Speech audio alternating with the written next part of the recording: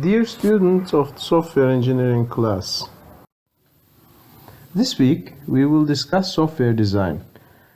I will start with a general definition of design concept, and here I will use the guidance of the ideas of Sabit Kalfagil, a very respectful photographer, and I will then start discussing the specifics of software design.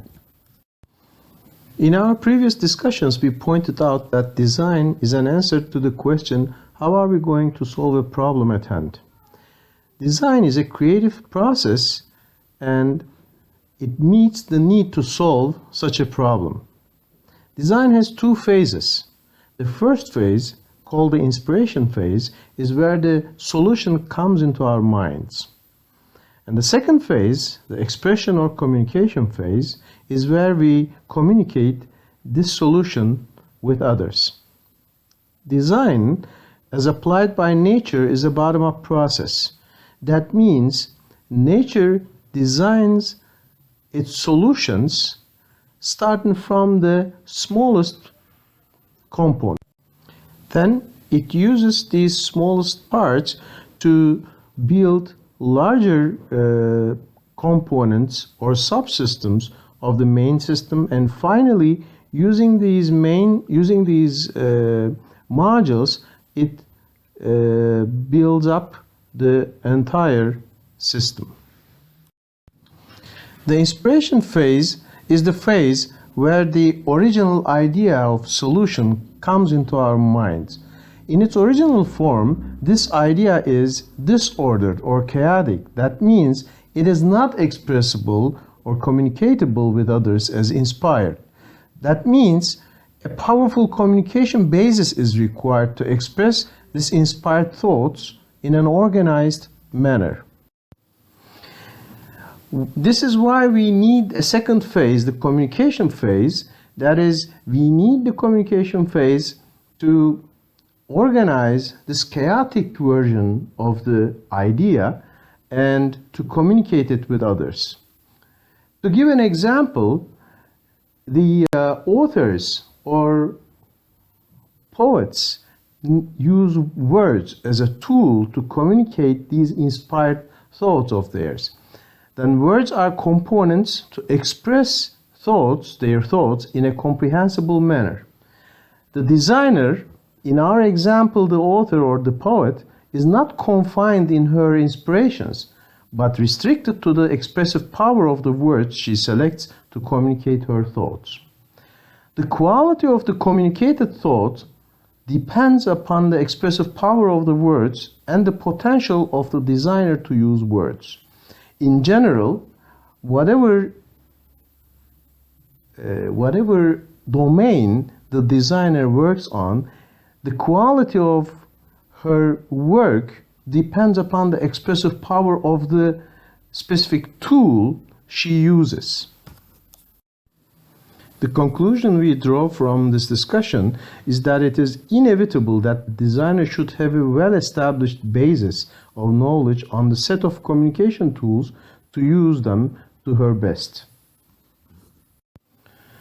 Well, nature's tradition of perfect design is that it designs perfectly, since nature bases its designs upon internal reasons that are to a significant extent unknown, originating from an incredible level of balance in an enormously diverse system of adaptable or evolving organisms.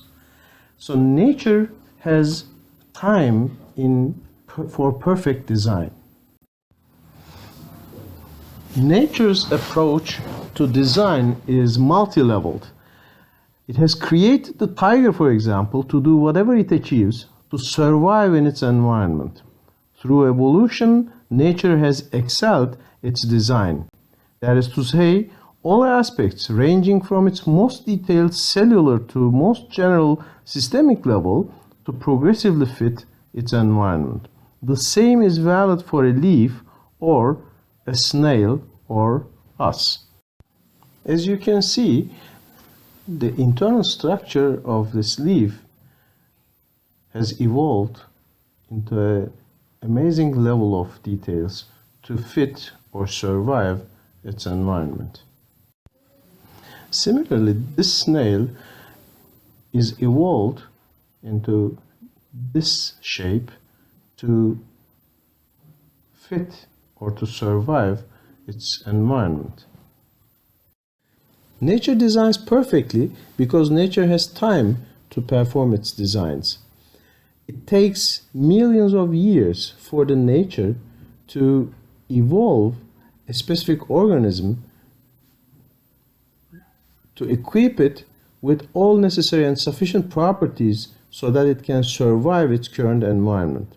And this is explained by its bottom-up approach to design along with its equipping these organisms with evolvability. Now let's come back to software design. The means of software design: UML, prototyping languages, if necessary, formal languages, and the corresponding integrated development environment, operating systems, hardware, network, graphic tools, if necessary, and others. Software design is a top-down and bottom-up process at the same time. Designers are required to establish a sufficient background on all tools employed in any part of software design. Establishing the required level of background on tools of use, the designer naturally follows a bottom-up approach to software design. But time that nature has what the designer does not. So, top-down approach is also an option as a structuring approach to design in scarcity of time. Key points of what we have learned so far. We have to look for solutions as simple as possible, because that's what nature does. Nature's choice is also for as simple or optimal as possible. We appreciate this fact from our everyday experience on living organisms, that they have the simplest necessary equipment for the given functionality. Remember, among a number of solution alternatives to a problem, the best one is the simplest one. Learn or remember Occam's razor. Also learn all necessary means of software design, that is to say those we have considered on page 12, to your best and expand your experience on using them. Just as one who possesses a large vocabulary and is talented and or educated to use words meaningfully and correctly can more powerfully express her or his thoughts than an ordinary person, a software engineer well equipped with experienced on necessary tools is more likely to come up with better software designs in general. Well, that brings us to the start of the discussion of software design in particular. The first subject we will start talking about will be the architectural design. Let's start with a casual definition of architectural design. It is the design stage for identifying the subsystems that make up a system and the framework for subsystem control and communication. Now the architectural design properties. It is an early stage of the system design. It constitutes a link between specification and design. It involves identifying major system components and their communications, and it is especially cost-effective for large-scale systems. As to the advantages of architectural design, it's a good means for stakeholder communication. It's a focus of discussion by system stakeholders. It provides a good environment for system analysis.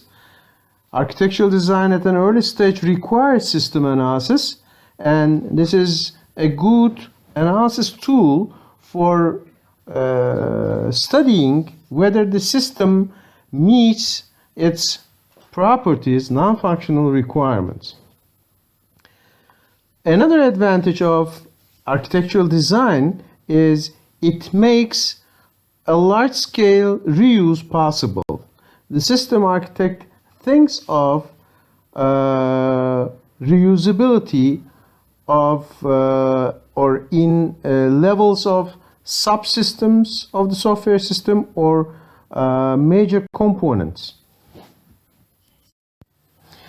I pointed out in the previous slide that architectural design is a good environment for thinking about the non-functional requirements of the software system. As to this sentence, there are several system characteristics that we will study in the slide, of which the system architect can start making thoughts about whether or not the software system can satisfy these properties. Performance is one of them. By localizing the critical operations and minimize communications, the performance of the system can be enhanced. For this end, the architect should use larger rather than finer components, finer software components.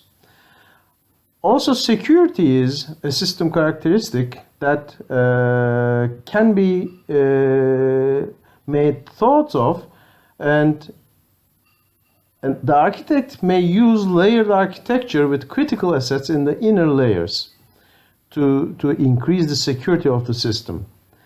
As far as the safety is concerned, the safety critical features should be localized in a small number of subsystems.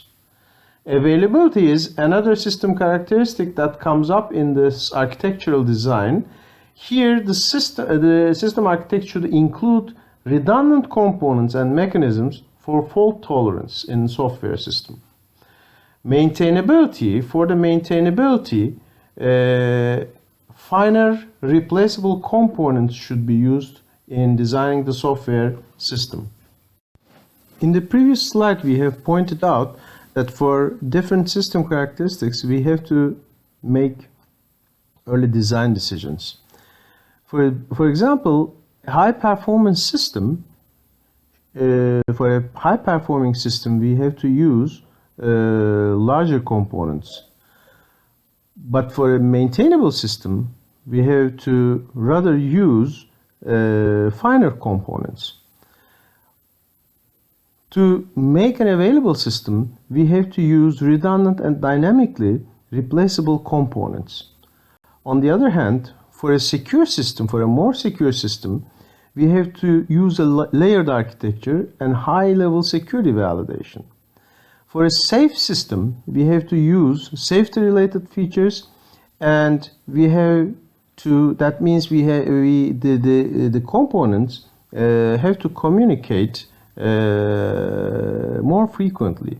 But a high-performing system, the component minimized communication between the components is required. In case these characteristics are to be used in a system together, then these constitute conflicts. These are what we call architectural conflicts.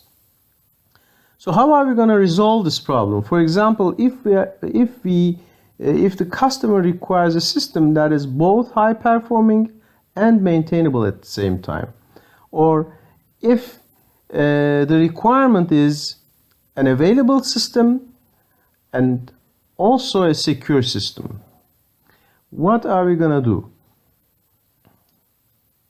How are we going to resolve this problem? Well, in this case, what we need to do is to prioritize these non-functional requirements. Should it be rather a high-performing system, or it should be a maintainable system? Which one is more important? Which one is more critical? Well, depending on this, depending on the prioritization of these system properties, we should find a good point where these characteristics are balanced according to what the customer wants. One important task that we do in architectural design is to structure the system. That is, how is the system decomposed into interacting subsystems, and it is normally expressed as a block diagram which presents an overview of the system structure. That is, it shows how subsystems share data, how they're distributed, and how they communicate with each other. This is an example block diagram to a packaging robot control system. This robotic system can pack different kinds of objects. It uses a vision subsystem to pick out objects on a conveyor, identify the type of object, and select the right kind of packaging. The system then moves objects from the delivery conveyor to be packaged. It places packaged objects on another conveyor. Architectural design is a creative process where you try to establish a system organization that will satisfy the functional and non-functional requirements. Since it's a creative process, the activities within the process differ radically depending upon the type of the system being developed, the background and experience of the system architect, and the specific requirements of the system. It is therefore more useful to think of the architectural design process from a decision perspective rather than from an activity perspective. During the architectural design process, system architects have to make a number of fundamental decisions that will highly affect the system and its development process. Some of these architectural design decisions are seen in the slide. Although each software system is unique, systems in the same application domain often have similar architectures that reflect the fundamental domain concepts. These application architectures can be fairly generic, such as the architecture of information management systems, or much more specific. The output of the architectural design process is an architectural design document. This document should include a number of graphical representations of the system along with some text that describes how, for example, the system is structured into subsystems, how each subsystem is composed of modules, the approach adopted, etc. The graphical models of the system present different perspectives on the architecture. Some of these perspectives are listed in the slide. A static structural model, for example, shows the subsystems or components that are to be developed as separate units. A dynamic process model, on the other hand, shows how the system is organized into processes at runtime. This may be different from the static model. An interface model defines the services offered by each subsystem through its public interface. Relationship models show relationships such as data flow between the subsystems. And finally, a distribution model shows how subsystems may be distributed across computers. In your architectural design document, several of these models can and should be available. The organization of the software system reflects the basic strategy that is used to structure a system into its subsystems. A software architect has to make decisions on the overall organizational model of a system early in the architectural design process. These decisions depend upon the system properties that are required of the system and depending upon what their priorities are. Here, three organizational styles are widely used: a shared data repository style, a shared services and servers style, and an abstract machine or layered style. These styles can be used separately or they can be used together. In the repository model, subsystems exchange data in two ways.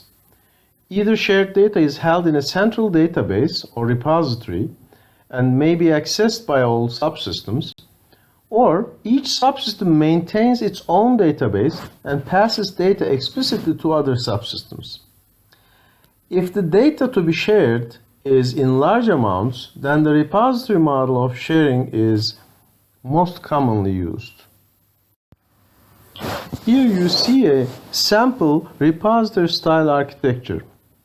In the center, we have the data repository. It's called the project repository, and all subsystems, design editor, code generator, design translator, design analyzer, report generator, and program editor exchange data with the central repository. In this slide, we will discuss the characteristics of the repository model. First, the advantages. The repository model is an efficient way to share large amounts of data. There is no need to transmit data explicitly from one subsystem to another. Another advantage is that the subsystems that produce data need not be concerned with how that data is used by other subsystems. And the final advantage is that activities such as backup, security, access control, recovery from error are centralized. They are the responsibility of the repository manager. The subsystems can focus on their own function rather than be concerned with these issues. And now the disadvantages. Subsystems must agree on a repository data model. Inevitably, this is a compromise between the specific needs of each subsystem. Performance may be affected by this compromise. It may be difficult or even impossible to integrate new subsystems unless their data models fit the agreed schema. Another disadvantage is that the data evolution is or may be difficult, as a large volume of information is generated according to an agreed data model. Translating this to a new model will certainly be expensive, it may be difficult or even impossible. And finally, it may be difficult to distribute the repository over a number of machines. Although it is possible to distribute it logically, there may be problems with data redundancy and inconsistency. In this slide, we will talk about the client-server model. Client-server architectural model is a system model where the system is organized as a set of services and associated servers and clients that access and use the services. Here, the distributed system model shows how data and processing is distributed across a range of components. The major components of this model are a set of standalone servers which provide specific services such as printing data, management, etc. And a set of clients which request for these services. There is also a network which allows clients to access the servers. In this slide, you see a sample client-server model. It's a film and picture library. You can see up at the top 4 clients and 4 servers at the bottom. A catalog server, a video server, a picture server, and a web server. And in between there is internet, and it plays the role of a network. Well, here I need to point out that the network is not strictly necessary in case both clients and servers run on a single machine. But of course, in practice, most client-server systems are implemented as distributed systems. In this slide, we will talk about the client-server characteristics. First, the advantages again. The most important advantage of the client-server model is that it's a distributed architecture. that makes the distribution of data straightforward. It makes effective use of network systems. It may require cheaper hardware.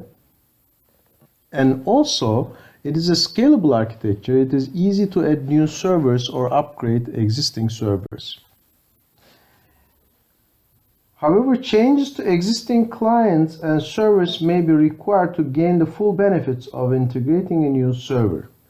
So disadvantages are that no shared data model, so subsystems use different data organization that makes data interchange inefficient. Further, redundant management in each server is another disadvantage. Also, no central register of names and services. It may be hard to find out what servers and services are available.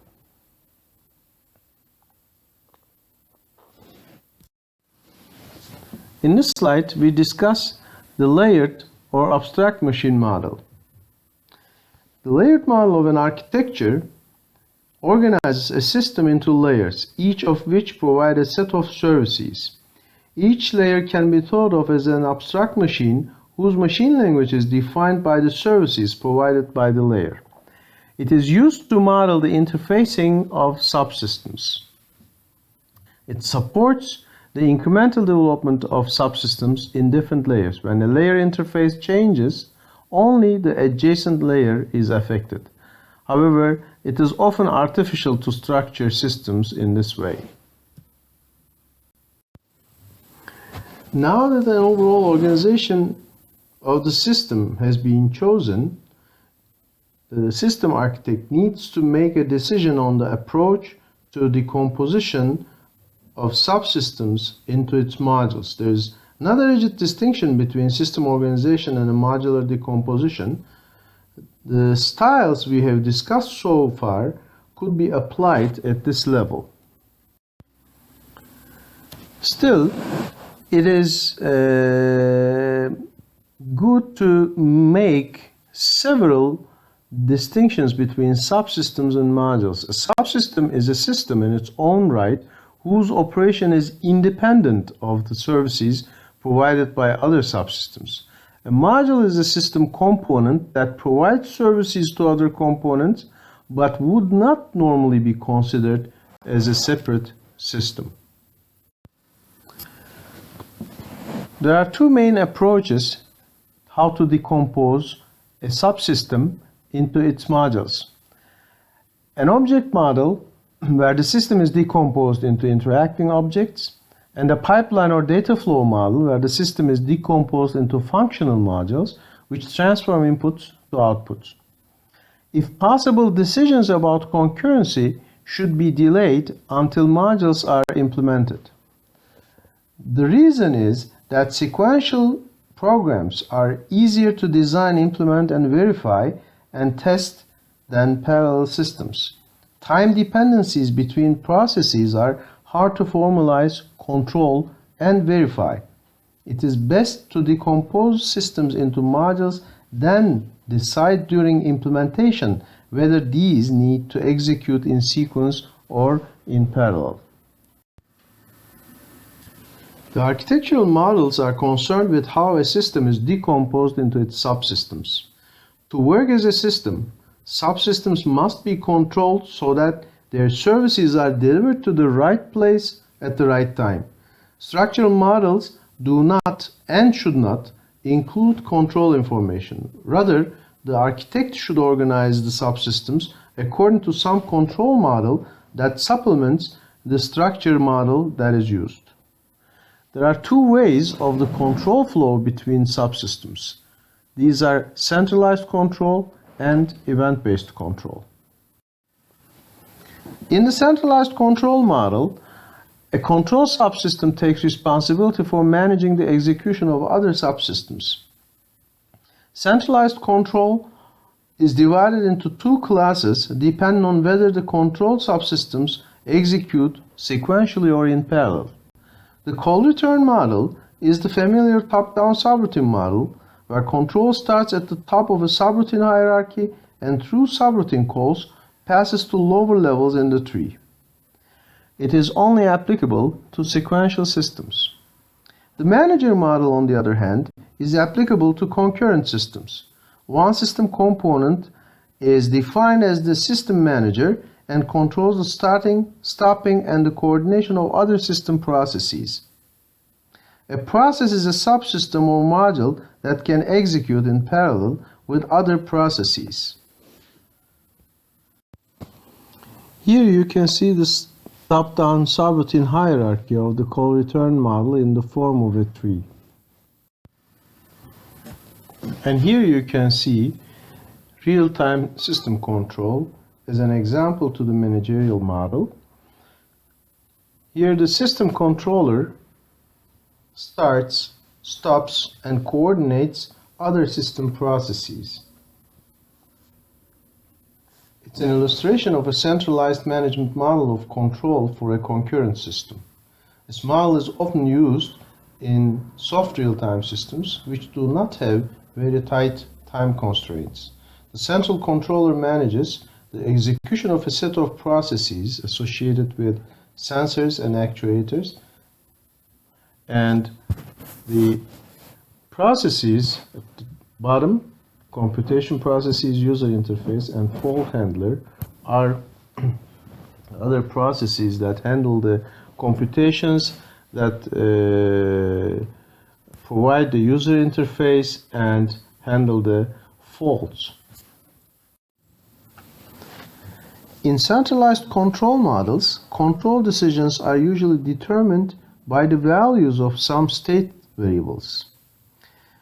On the other hand, event-driven control models are driven by externally generated events. Here, by event, we don't mean just a binary signal, but event may mean any signal within a range of values, or even a command input from a menu. The distinction between an event and a simple input is that the timing of the event is outside the control of the process that handles that event. Among many types of event-driven systems, we will talk primarily about two of them. One is broadcast models, and the other is the interrupt-driven models. Broadcast models are models where an event is broadcast to all subsystems. Any subsystem which can handle the event does that. In the interrupt-driven models, which are used in real-time systems where interrupts are detected by an interrupt handler and passed to some other component for processing. Well, other event-driven models include spreadsheets, production systems, editors, etc. Broadcast models are effective in integrating subsystems distributed across different computers on a network. On the other hand, interrupt-driven models are used in real-time systems with strict timing requirements. In a broadcast model, subsystems register an interest in specific events. When these events occur, control is transferred to the subsystem that can handle this event. The distinction between this model and the centralized model we have discussed previously is that the control policy is not embedded in the event and message handler. Subsystems decide which events they require, and the event and message handler ensures that these events are sent to them. However, subsystems don't know if or when an event will be handled. Here you see an example to broadcast models. All events here could be broadcast to all subsystems, but this brings about a great deal of processing overhead. More often, the event and message handler maintains a register of subsystems and the events of interest to them. Subsystems generate events indicating that some data is available for processing. The event handler detects the events, consults the event register, and passes the event to those subsystems who have declared an interest.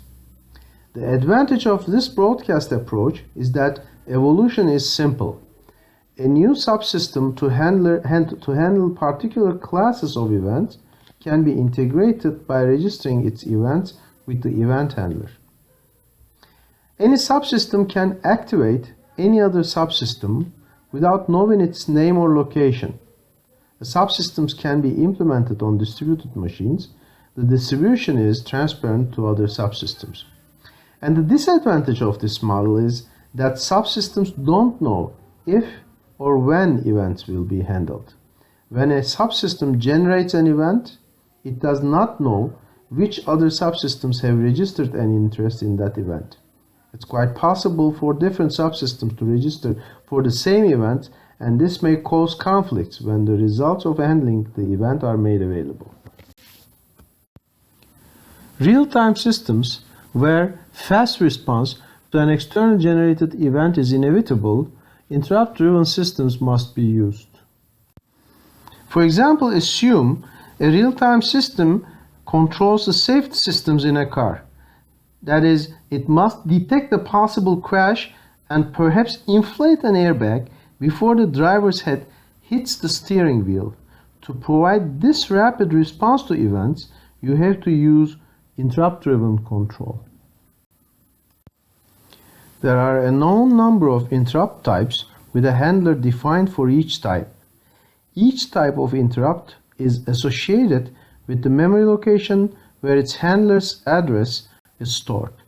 When an interrupt of a particular type is received, a hardware switch causes control to be transferred immediately to its handler. This interrupt handler may then start or stop other processes in response to the event signaled by the interrupt. The advantage of this approach is that it allows very fast responses to events to be implemented, and the disadvantages are that it is complex to program and difficult to validate. The difficulty in validating interrupt-driven systems originates from the fact that it may be impossible to replicate patterns of interrupt timing during systems testing. Here you can see an interrupt vector that is composed of a known number of interrupt types. You see that each type of interrupt in the interrupt vector is associated with the corresponding handler. Upon receipt of an interrupt of a particular type, the hardware switch causes control to be transferred immediately to the corresponding handler, and this interrupt handler may then start or stop other processes in response to the event signaled by the interrupt. The discussion of the interrupt-driven systems concludes the software design with an emphasis on the architectural design.